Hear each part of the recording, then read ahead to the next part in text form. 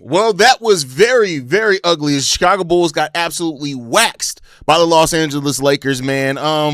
Yeah, there's no really defense to that at all. Luckily, Caleb Wilson still looked like the star in the making that he's looked like throughout this whole summer league process. That's the one big thing that you can take away from it, but we're going to talk about it all and more, but you know what we got to do first?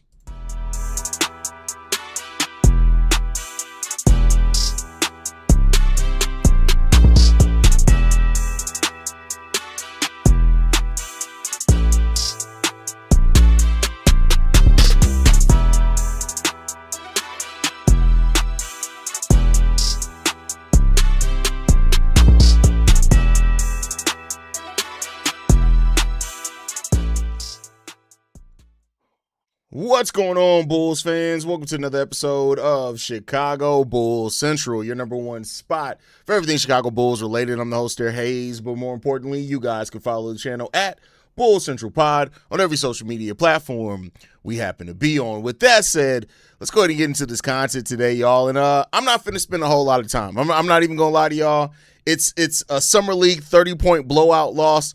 We're not finna do a whole post-game show for that. We're going to talk about Caleb Wilson because he's what stood out today. Caleb Wilson is just such a dog, man. I think that's the biggest thing and the biggest takeaway that you can have from all of this is that Caleb Wilson is an absolute dog. You cannot look at him play basketball and not realize how much of a dog mentality he has, how much he cares about the game of basketball, all that type of stuff. Like, Caleb Wilson is an absolute dog.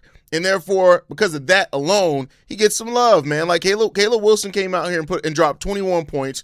He played with really tough defense while he was out there. He had a steal, a block. He went 7 of 15 from the field, only 1 of 6 from the three-point line. You know, some people ask, is it more concerning that Caleb Wilson has technically gotten worse from three every game since his three-point explosion? And no, not really. And the reason why I say that is that we already knew that shooting was going to be one of the problems with Caleb Wilson, and that was going to be the part of his game that wasn't necessarily the strongest. We all knew that. So it should be no surprise that his three-point shooting is a little bit spotty because we knew that coming into it. That this is to be expected. He was an inconsistent three-point shooter, even with the low volume. But I'll say this, even with that saying all of that, he's still ahead of schedule. He still seems, let me say that he seems to be ahead of schedule as a shooter right now based off where he was thought to be during the pre-draft process. Now, it doesn't necessarily mean that that's going to stay that way.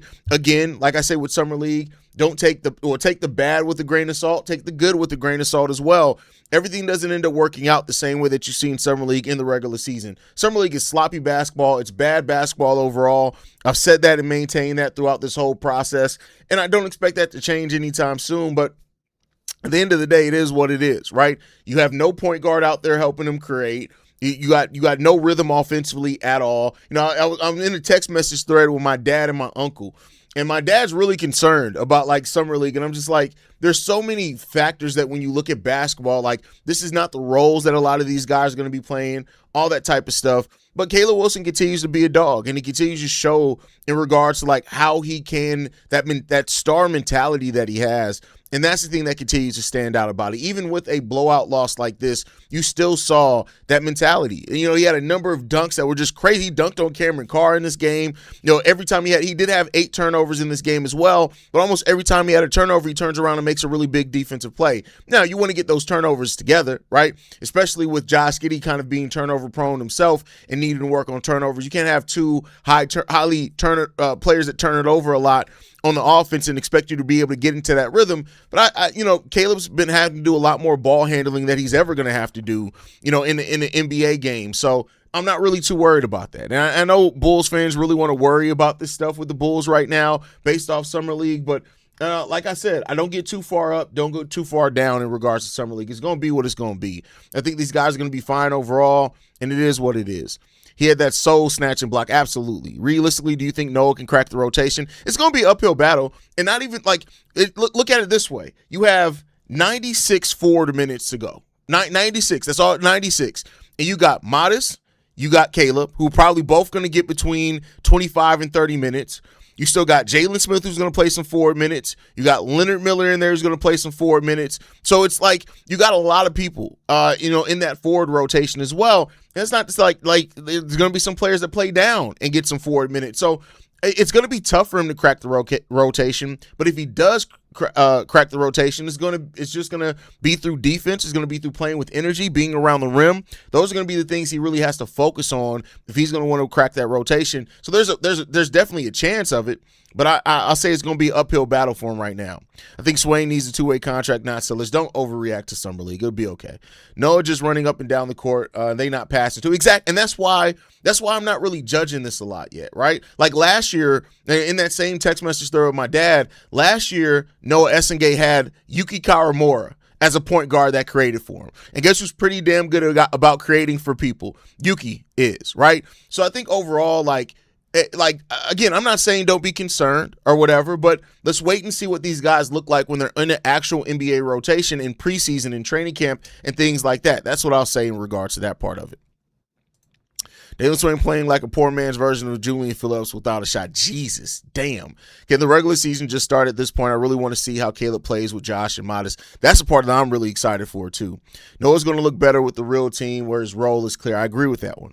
There's nothing left for Caleb Wilson to prove in Summer League. Just sit him down in the last game tomorrow. Yeah, I mean, listen, I get it that he wants to play. I know that he was out of basketball for a long time. But at this point, it's like, what do you have to prove? Like, this game kind of was indicative of that, right? Of that whole mindset. Like, there's nothing left for him to prove in Summer League. Like, he's just like, there's nothing left for him to prove. The teammates aren't the best. The system's not the best, all that type of stuff. I was already thinking Dailyn Swain and P won't come off the bench. P Will ain't coming off shit. Phillips didn't have a shot either. What you mean? You know, people just like to make bad. The thing that I always say with y'all is anytime somebody makes a comparison only to Bulls players, it's probably just bullshit. Hey, Swain need to play at least 8 to 12 games in the G League to work on his game. Again, wait to training camp to say that because he's going to be playing with actual point guards that can create. I'm not saying that you can't be wrong, but I'm saying let's wait and see what happens in training camp. Do you still have no worry about Swain even though he's playing scared against Summer League comp? Not saying he's a bust, but the timidness concerns me. But no, listen, I'm telling y'all, there is nothing in Summer League that concerns me. Now, if we see the same thing in training camp, we see the same thing in preseason, because he's going to get an opportunity in preseason. If we see the same thing there, then yeah, sound the alarm. But as it stands right now, no, I'm not worried about it. Bulls fans on Twitter talk about Carl like he's Kobe. That's because that's bull. Listen, do y'all remember what was the dude that we sold the pick to Golden State with, and Bulls fans acted like we passed on fucking Kevin Durant? The dude ended up playing like one season of 20 games of solid basketball, and it was out the league like in 4 years. Can Giddey be to Noah what D Wade was to Felicio? Could be. You can see Dailyn overthinking it. Exactly. And that's the thing. Like, I think when you start this off playing a player at a position that they never played, in a role that they never played, you know, people are human. I get the mindset that people are going to have, like, it's basketball. You're playing basketball, but people are human. And so you put somebody in a situation they've never been in after getting drafted to the NBA, and you get your head a little bit. Now, I would say this, he got to dust that shit off. You got between now and training camp, dust that shit the fuck off, and figure out who the fuck you are. Jordan Bell, that's exactly who it is, Jordan Bell. It'll be interesting to see Caleb's role this season with the squad. Yeah, I mean, and the thing is, like I said on today's daily episode, if Caleb Wilson's three-point shooting is legit, and I don't mean that he has to be a 38% three-point shooter, I just mean that it turns into a legit weapon even on low volume, the pick and roll between Josh Giddey and Caleb Wilson was already going to be fun to watch. Now you can run a pick and pop as well. That's going to be fun to see also. Haize, are you worried that the Bulls are really thin at point guard because if Giddey and Trey get hurt, the Bulls have no one that can fill in without playing out of position? No, because that's how positions work. You don't typically have 3 and 4 players at the same position. So, no, I'm not worried about it. They'll have to figure it out. They have to do it by committee. They have to run maybe more of Modest as a point forward in some lineups if they decide to do that. But, hey, you can't, it's a position, you're not going to have 3-4 players deep at every single position. You're just not going to have that. Just 14 points and nothing more. I don't know what you're talking about there. LO, Summer League, Splash Bros. Man, I still remember that. So whose fault is that? He put in a position he doesn't want to play, and he's looking like the worst player in all this. He's not looking like the worst. See, that's y'all got to stop with the hyperbole. I can tell when y'all say shit like this, you ain't watched all of Summer League. He doesn't look like the worst player in all of Summer League. But at the end of the day, it's Summer League. It doesn't matter. I need y'all to understand this. Summer League does not matter. Fans make a bigger deal of Summer League because fan brain thinks that you're taking some deep takeaway from Summer League. Summer League is to experiment. It's literally to do that. It's to experiment. People will remember like Larry Markkinen in Summer League. I believe we almost had him operating the offense in Summer League. Yeah, that was never his role in the NBA. You do weird shit in Summer League. It's not that big of a deal. It's not that big of a deal. I'm telling y'all right now, it's not that big of a deal. Worry about it if you see it in preseason. If you hear about it in training camp, if those type of things, that's when you worry about it. It's not that big of a deal. It just isn't.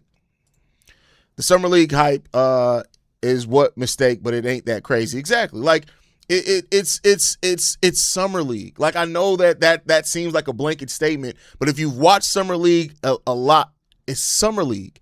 It is what it is. Yeah, Carl looks better in Summer League. You know who looked better than Derrick Rose in Summer League? Mario Chalmers and Brandon Jennings. Absolutely had better Summer Leagues. I don't think Brandon Jennings and Derrick Rose were the same. They had better Summer Leagues than Derrick Rose. It doesn't mean anything. It's not a big deal that the kid has no confidence because he's forced to play a position he's not. In Summer League, no, it's not. Because guess what? You're going to have between now and then. You're going to have a whole entire training camp. He has months before training camp. Now that if it shook his confidence, go out there and work. So no, it's not that big of a deal. Nope, I'm telling y'all, nobody's going to be thinking about Summer League in 6 weeks. Nobody's going to be thinking about it. Brandon Miller struggled in Summer League, and he turned out to be a baller. Good point with that one as well. Summer League players complete shit. Denzel Valentine looked legit, but he's out of the league. That's what I say. Like, it's when you watch as many Summer Leagues as I've watched, you realize it's not anything to trip off Summer League. You don't build a big, huge thought process based off Summer League. You just don't do it.